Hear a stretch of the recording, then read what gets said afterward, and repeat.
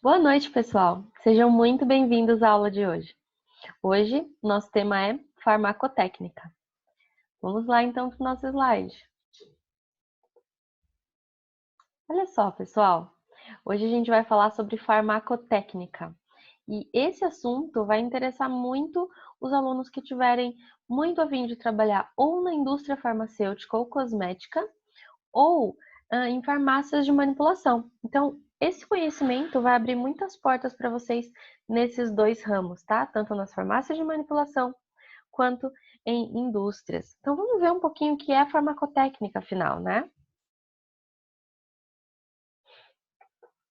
Bem, a farmacotécnica, ela envolve todas as técnicas utilizadas para a preparação dos medicamentos. E aí essas técnicas elas são utilizadas desde laboratórios pequenos, como farmácias de manipulação de pequenos e médio porte, até laboratórios gigantescos e multinacionais espalhados aí pelo mundo que produzem esses medicamentos, tá bom? E quando a gente fala de farmácia, a gente pode aumentar um pouquinho a nossa visão em relação ao mercado e não enxergar só o mercado de medicamentos, mas também o mercado de cosméticos, que também faz parte e também compartilha as mesmas técnicas ou técnicas parecidas, ao menos, para a preparação das suas soluções, cremes, pós, enfim. A gente vai dar uma olhadinha nisso tudo durante a aula hoje. A farmacotécnica, enfim, é o ramo da farmácia que objetiva a fabricação dos medicamentos com a melhor forma farmacêutica, com a forma farmacêutica ideal para que ele possa ser absorvido, para que esse medicamento ele tenha a melhor absorção possível e a melhor eficácia possível do princípio ativo no corpo humano. Bom, antes da gente começar realmente com a matéria, a gente precisa esclarecer alguns conceitos, tá? Então vamos falar, de alguns a gente até falou, mas vamos dar uma revisada que é sempre bom, né? Forma farmacêutica. A forma farmacêutica é como o medicamento se apresenta, tá? Se ele é uma cápsula, é um comprimido, é um xarope, ou é um creme, ou é uma pomada, isso é forma farmacêutica.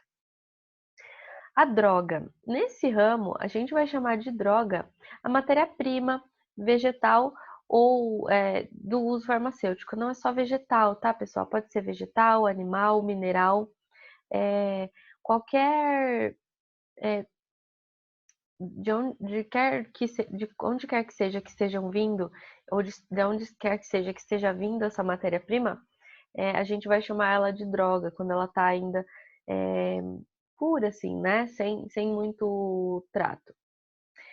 Fármaco. Bom, o fármaco, como a gente já viu nas últimas aulas aí de botânica, é a substância extraída e isolada, e é aquela que contém a propriedade farmacológica, tá? Medicamento.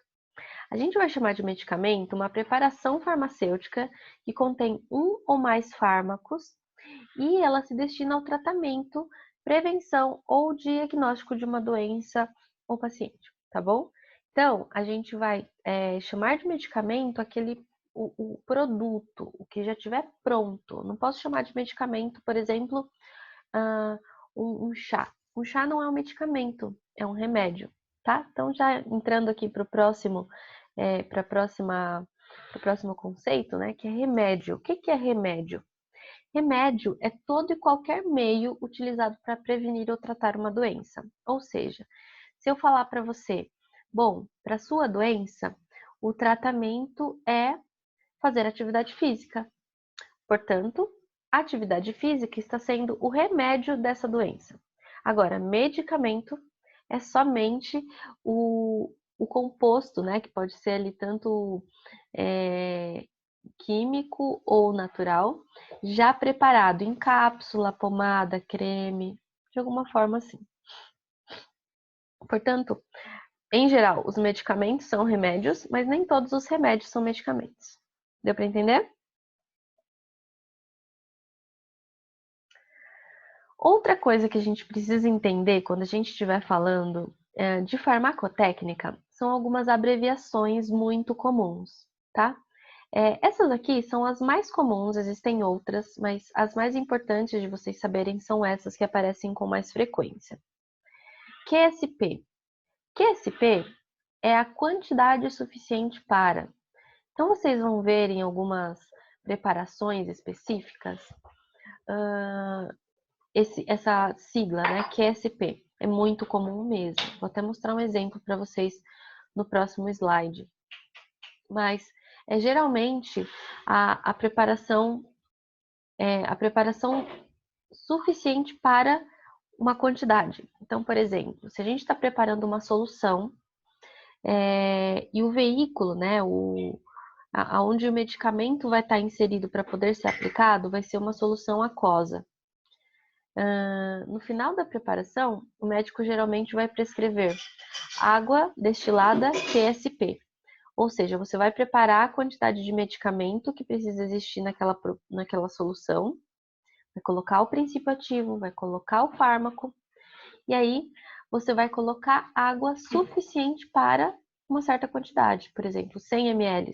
Aí você vai completar a água destilada em 100 ml.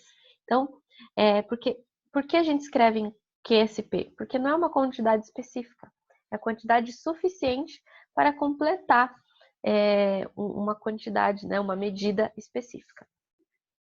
Aí a gente tem QS. QS é quantidade suficiente, então é o suficiente para algo. Por exemplo, eu tenho um fármaco que ele só é solúvel em álcool, mas o álcool é solúvel em água. Então, o que eu posso fazer? Para eu dissolver esse fármaco, eu vou usar um pouquinho de álcool. Então, a gente vai dissolver esse fármaco em álcool e depois eu vou adicionar a água. Então, o álcool vai vir assim, QS, quantidade suficiente, só para dissolver esse fármaco e depois você vai misturar ele com a água. FSA. Essa aqui é uma meio antiga, não é tão usada, mas eu quis trazer porque ela é interessante.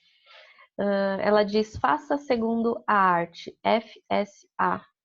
E isso aqui era muito prescrito há alguns anos atrás, para que os farmacêuticos soubessem que eles precisavam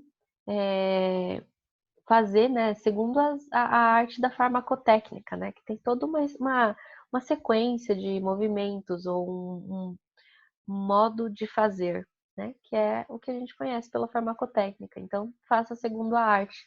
É legal destacar isso porque é bonito ver como a farmácia, né, ou preparar de medicamentos é tratado mesmo como uma arte, é quase como cozinhar, mas você está fazendo um medicamento que vai tratar e curar aquela pessoa. PA, muito comumente conhecido como pressão arterial, quando a gente fala um pouquinho mais de anatomia ou de doenças, aqui dentro da farmacotécnica, PA é o princípio ativo, tá? Então, se vocês verem uma prescrição PA, isso quer dizer princípio ativo. E VO. Bom, VO é via oral.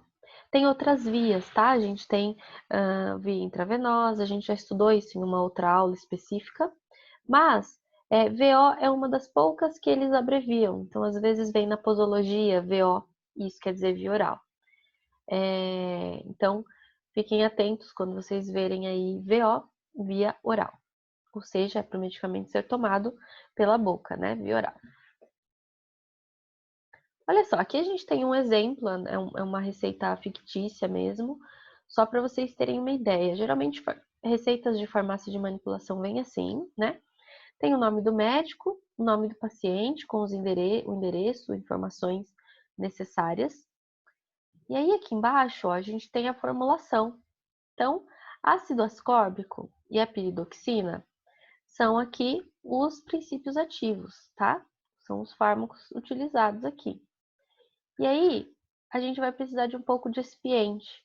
O que é o excipiente? A gente vai ver daqui a pouquinho que o excipiente é uma substância inerte, ela não tem atividade nenhuma no organismo. E ela só vai servir para completar o suficiente para formar as cápsulas, né? Então, o ácido ascórbico mais a piridoxina não são suficientes para completar uma cápsula. Então, a gente precisa colocar um pouco de excipiente para a cápsula ficar cheia, porque assim se faz o medicamento. A gente vai ver um vídeo hoje sobre isso também, vocês vão entender. E aí tem aqui, né, quanto é para fazer, quantas cápsulas é para ser feita, e também posologia, tomar uma cápsula 2 vezes ao dia. Só um exemplo para vocês entenderem. Ok, vamos destacar aqui uma coisa importante, né? Quando a gente fala de preparação de medicamentos, a gente não simplesmente pega e começa a fazer do nada.